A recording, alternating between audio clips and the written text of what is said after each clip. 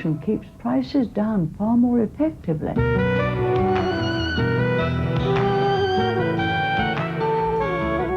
As long as suffering of sentient beings remain, I will remain in order to serve.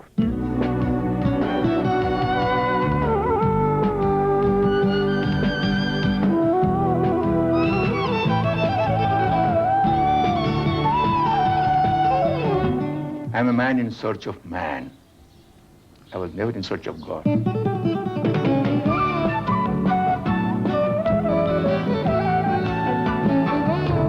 In Conversations tonight, my guest is an Anglican cleric who embodies an activist and profound commitment to nonviolence. In 1984, he was awarded the Nobel Prize for Peace for his opposition to apartheid in South Africa. I'm delighted to welcome Bishop Desmond Tutu. Bishop Tutu, you're in Delhi as a member of the jury for the Gandhi Peace Prize, and in a sense, you embody the ideals of the prize. What kind of person are you looking for? I'm sure that the jury is going to be saying we want someone who clearly is committed to non-violence, but perhaps even more importantly, is also concerned for development, concerned for what we may sometimes call the little people, the small people, the people whom the world tends to despise, ignore, push to the periphery. Somebody who is passionate with a zeal for justice. Your own growing up was in South Africa, and is it politically correct for me to say black South Africa? Well, it depends on what you are wanting to say. I have usually myself wanted to avoid, say for instance, speaking about a black government, to say we want a truly South African government. Sometimes, of course, it is appropriate to make distinctions, and so one would say, what is the context in which you wanted to use that descriptive? Well, when did you first become conscious in your growing up in South Africa that you were black? I have to say that for a very long time I didn't question the particular dispensation. I thought that it was by divine design that blacks happened to live in what used to be called locations, ghettos, and whites lived in town. I mean, that is how things pan out. That is how things pan out. But I think that when one got to primary school, towards the end of primary school, something like when you are about 9, 10, a few of us were surprised in reading in the history textbooks that we were using something quite extraordinary. They used to say that the whites captured cattle from the Xhosas, who were one of the tribes against whom they were fighting. And the Xhosas almost invariably were described as having stolen the cattle. And we thought this was a very odd coincidence. And of course the thing of saying, say, David Livingstone discovered the Victoria Falls, as if before he came, the native peoples there had not known that there were Victoria Falls. And so there one was beginning to have a political consciousness, but not incipient. You mentioned divine intention. How soon did sort of a consciousness of the divine come to you? I am aware of having been influenced by very many people. And one of the greatest influences in my life was Trevor Huddleston, who at the time I met him for the first time was in Sophiatown, one of the places that apartheid destroyed. When I went to live in Sophiatown as a student, I made my first confession sacramental confession to him. And then I fell ill with TB. And when I went to the hospital where they isolated you, I was hemorrhaging, coughing up a lot of blood, and had seen quite a number of the patients who did this dying. I was about 12, and extraordinarily, I remember going into the toilet and saying to God, well, if I must die, so be it. And I experienced an extraordinary kind of serenity. I mean, I don't know, it must have been that a lot of people were praying, but it seemed such an odd thing to have done. I mean, I just said I commit myself to God. I don't know that I was particularly religious, although I like going to church. Do you remember what form God took for you at that time? Was it in the form of Christ yet? For a very long time, actually, I imagined God like my grandfather. I had never met my grandfather. My paternal grandfather was a minister of religion as well. But often when I prayed, that was not often, but I mean, whenever I prayed, it was to a God that I pictured as my grandfather, approachable, perhaps eager to embrace, loving, and generally someone you rushed to when you were in trouble. You had wanted to, at one time, train to be a doctor. Yes. How come you became a cleric? When I had TB, especially, the longing to be a doctor was very intense, because I sort of fondly imagined finding a cure for TB, which was a scourge and is actually returning to be a blight on the lives of our people. I was admitted to medical school in Johannesburg, but I didn't have a bursary, and my parents didn't have enough money to pay for the fees at university. So I went to a teacher training college, and I taught for 4 years. But then when Bantu education was introduced by Dr. Verwoerd, I just felt very strongly that I didn't want to collaborate with something that sought to give our children this mess of pottage. And so I didn't have too many options, and so I went to theological college. It was the easiest option. As a bishop, you've in fact led a congregation which has been a mixed congregation, and you became Archbishop of Johannesburg in 1986, and that gave you that kind of mixed congregation. And this was at a time when apartheid was still intact in South Africa.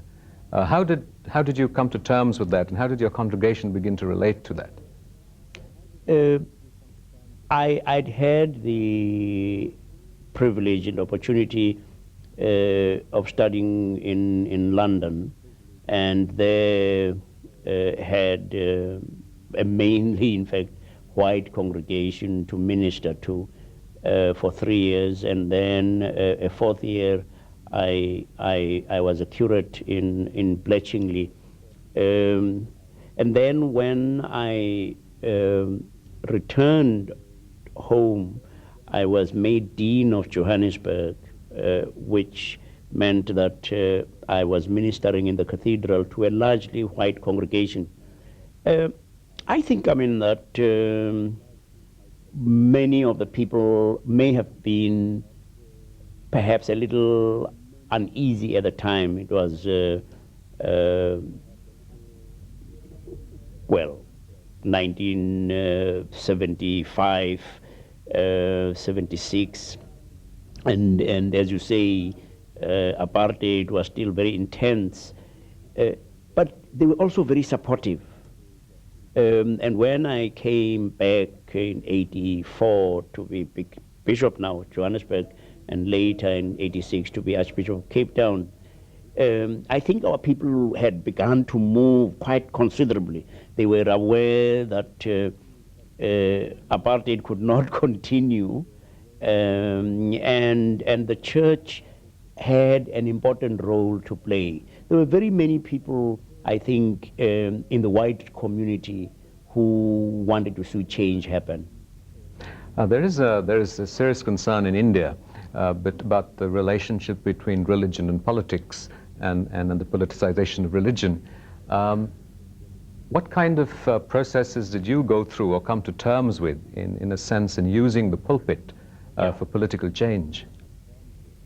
The thing is that our particular brand of faith does not acknowledge the false dichotomies that many, even Christians, often invoke of the spiritual and the secular, the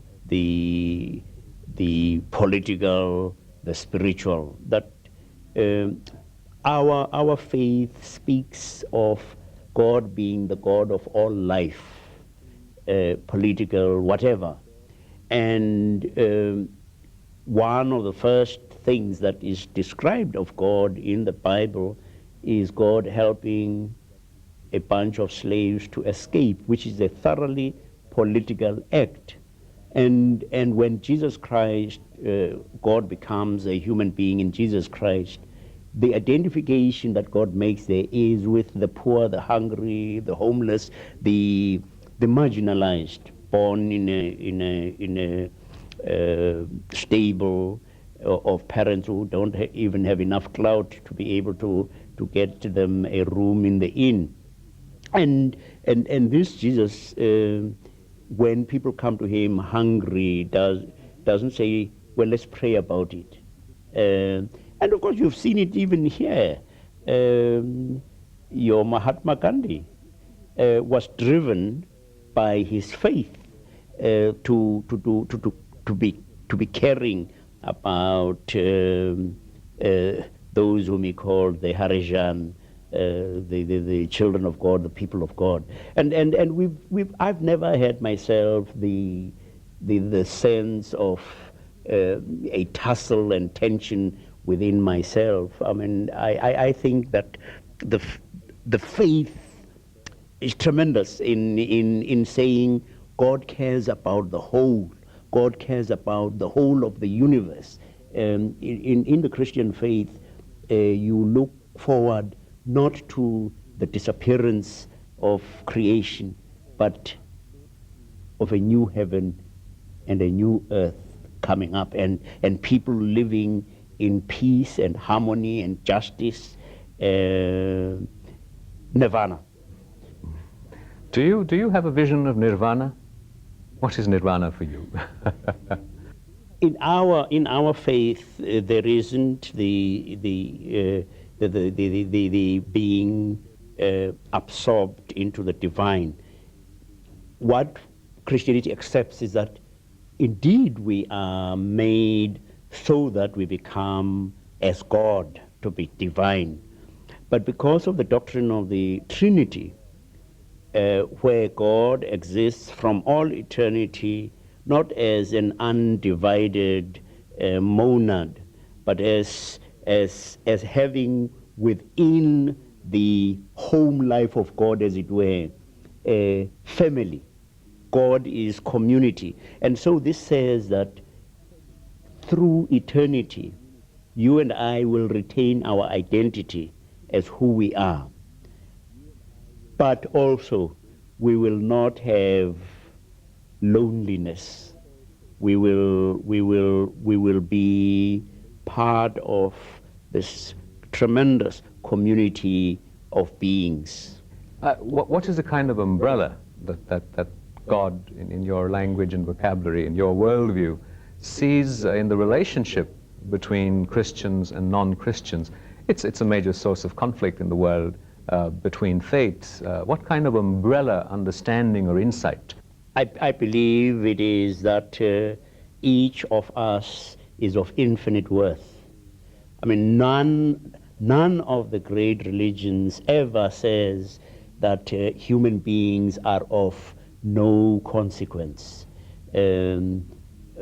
Hinduism speaks of Tattvam Asi, thou art that, the divine.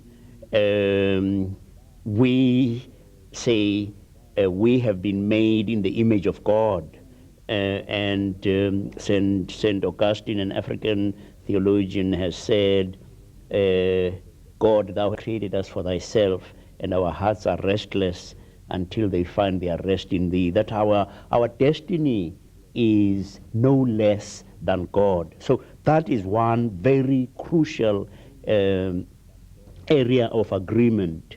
Human beings are not just non-entities. Their destiny is a high destiny. No religion that I know, and no faith of consequence, has said, for instance, that injustice is acceptable.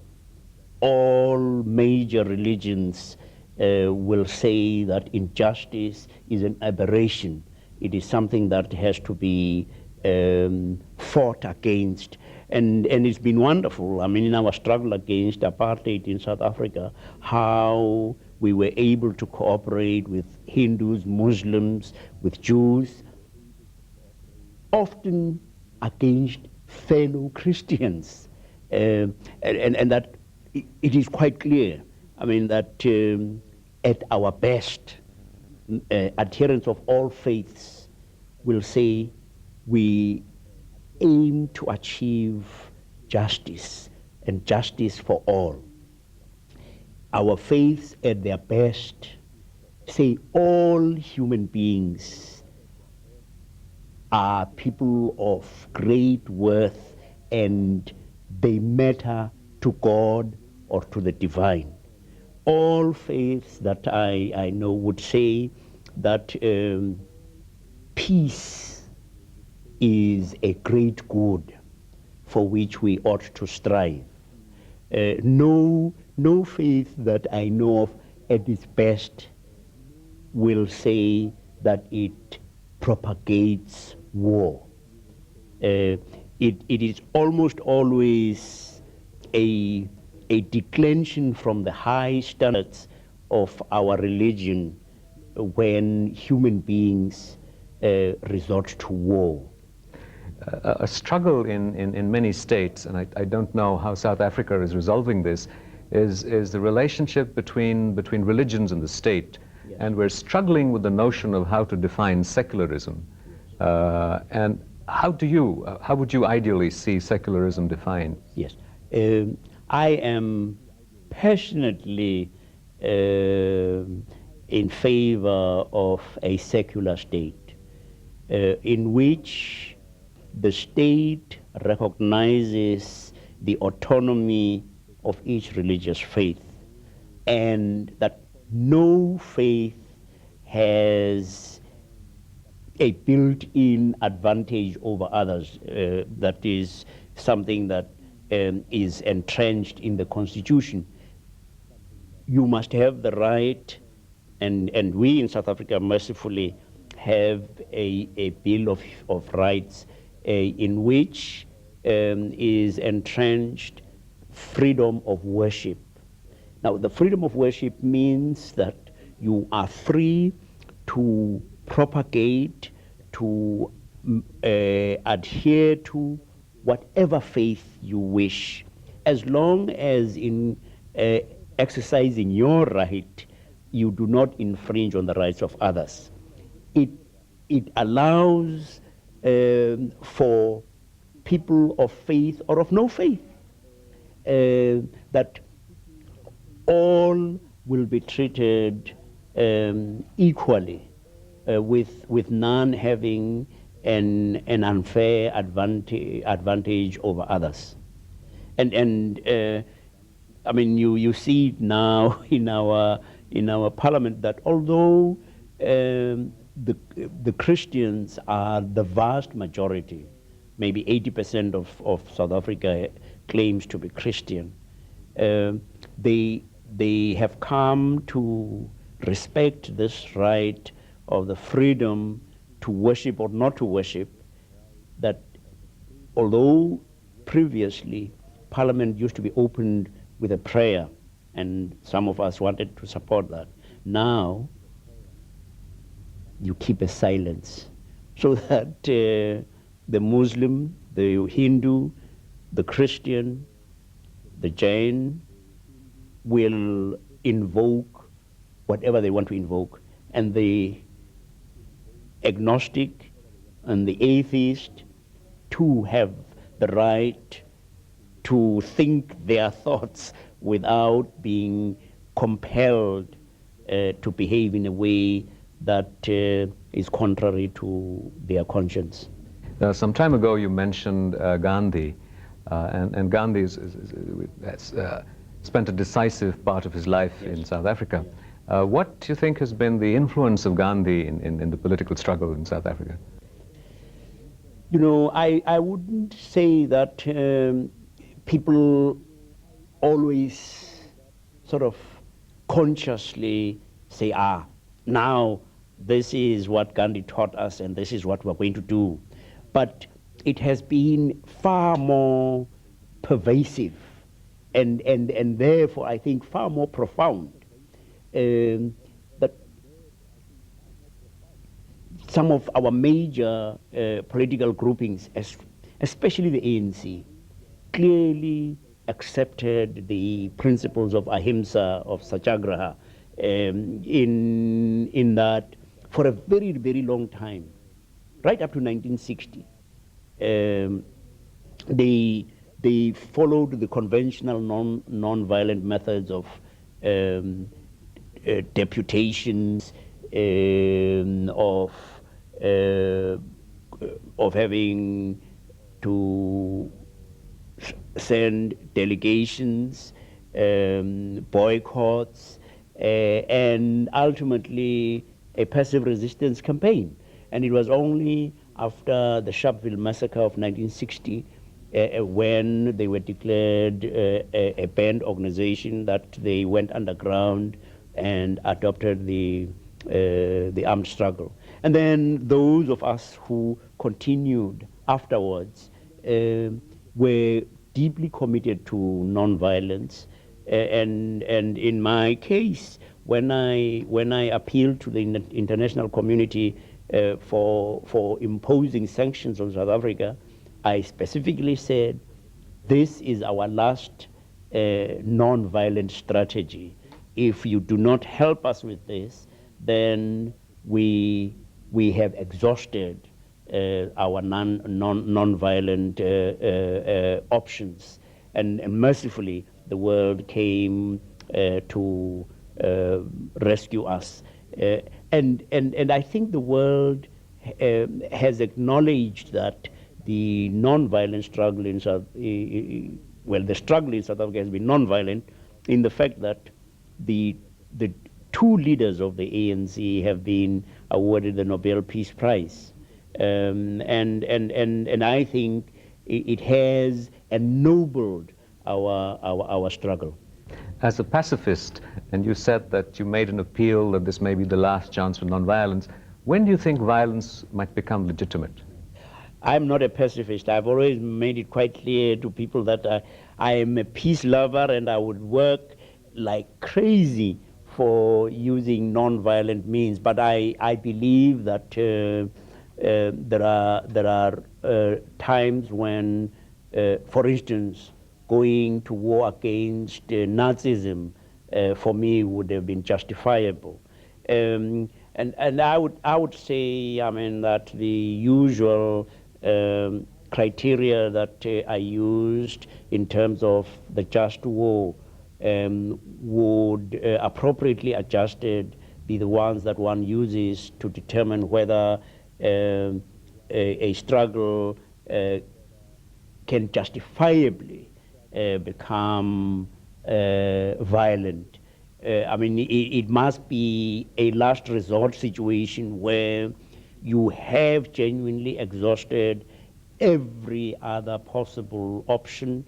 You have to be able to say with reasonable certainty that the struggle is going to be successful, and that the circumstances are going to be after the struggle better than they were before the struggle, and of course you have to use the principle of proportionality, that the violence or the force that you use be in proportion to the end that you wish to achieve.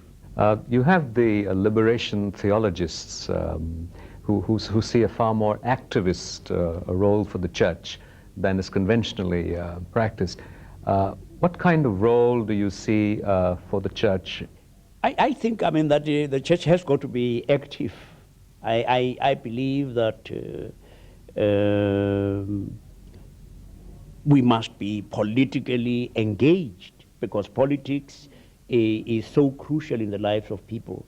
But what we have constantly said is that we must not be party politically aligned. We must retain our autonomy. You see, we are working, or we think we are working, for the establishment of God's kingdom. And God's kingdom is not nebulous. God's kingdom has to do with both matter and spirit. And God's kingdom is not something that is still to come. I mean, we don't tell people about pie in the sky when you die. I mean, a post-mortem pie is of no use to anybody. I mean, people want their heaven here. And the kind of world that we seek to help bring to birth is a world that begins here. Indeed, we say this is not the end, but here already we ought to be seeing justice prevailing. We ought to be seeing peace established. We ought to be seeing disease done away with. We ought to be seeing people living in decent homes, with clean water, with electric light, with families where children can enjoy their childhood. You were inspired in many ways by Martin Luther King, and, yes. and sort of one of his most memorable phrases was, "I have a dream." Do you have a dream, and what is your dream? My dream is of a world where we recognize that we are members of one family, brothers and sisters in the human family, God's family. Bishop Desmond Tutu, thank you very much indeed. God bless you.